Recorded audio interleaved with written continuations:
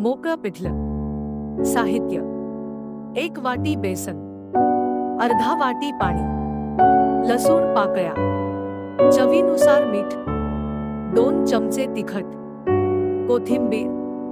कृती: प्रथम एका कढईत 4 चमचे तेल घालून मोहरी, जिरे, कढीपत्ता, लसूण घाला.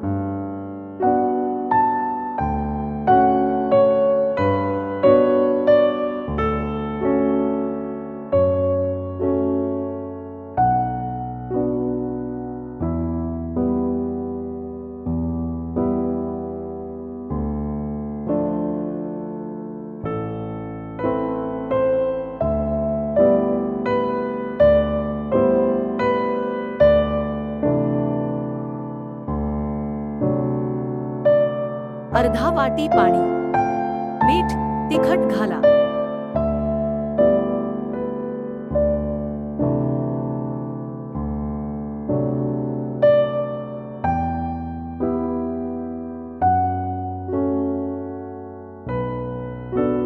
एक वाटी बेसन घालावे.